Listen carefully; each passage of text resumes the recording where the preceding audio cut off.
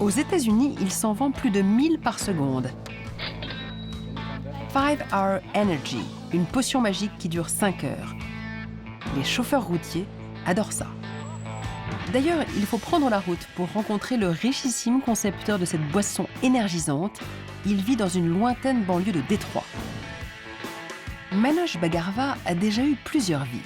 Il a étudié les maths à Princeton, s'est retiré dans un ashram en Inde avant de commercialiser sa fiole vitaminée et de rendre fous ses concurrents.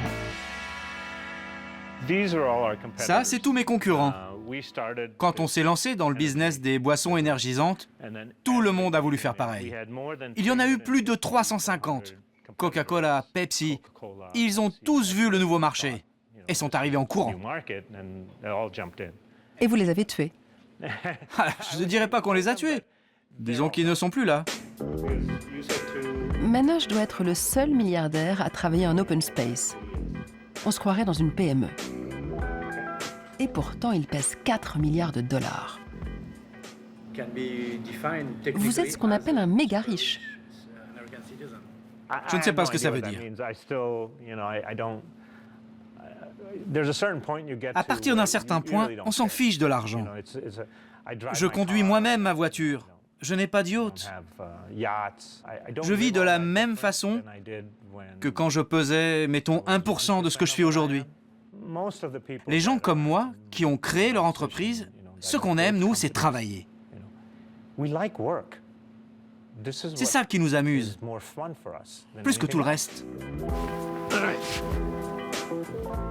Manoj a de l'énergie à revendre.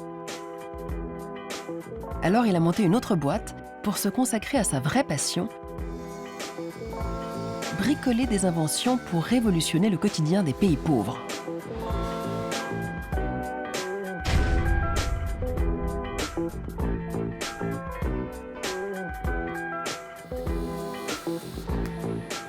Son dernier brevet, une unité miniature de production d'eau douce. Ça, c'est une machine qui transforme l'eau de mer en eau potable.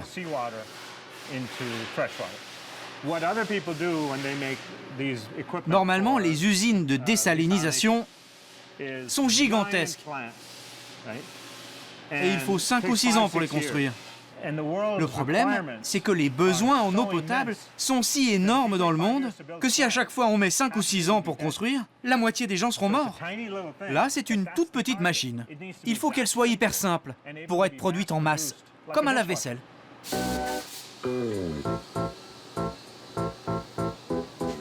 Son truc à Manoj, le low-tech.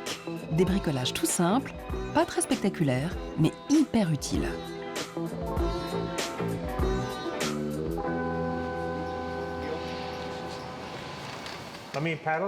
Je vais pédaler et regarder ce qui va se passer, toute l'électricité que ça va produire.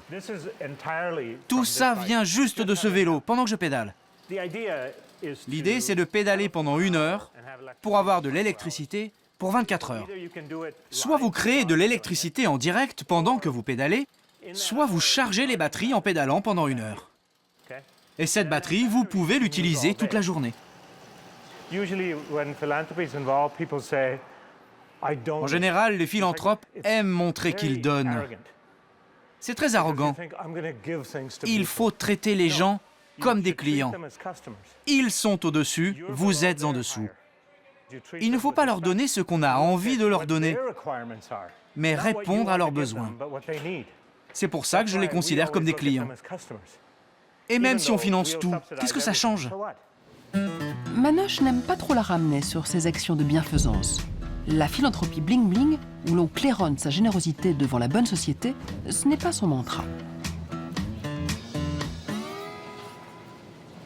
Ce serait quoi votre définition de la philanthropie? Ma définition, c'est être au service de la moitié malchanceuse de l'humanité. Pour certains, c'est au contraire donner des millions de dollars à un musée ou aider des universités déjà riches et leur financer de nouveaux bâtiments. Moi, ça me fait rigoler. Pour moi, ce n'est pas de la philanthropie. Qu'est-ce que vous allez laisser à la postérité? Ça, c'est un truc de riche. Les riches veulent toujours qu'on se souvienne d'eux pour quelque chose, que leur nom reste attaché à une cause. Moi, je ne comprends pas cette notion. Pour moi, je serais mort. Qu'est-ce que ça me fera qu'on se souvienne de moi ou pas? Votre fils donc n'aura pas votre fortune. Non, il n'aura pas d'argent. Mon job, ce n'est pas de bousiller sa vie en lui donnant $1 milliard. C'est mon point de vue. Bon, presque personne n'est d'accord avec moi là-dessus. Et de toute façon, presque personne n'est d'accord avec moi sur rien. Ces milliards, Manoche va les donner aux autres, à ceux qui en ont vraiment besoin. En commençant par le pays de ses parents, l'Inde.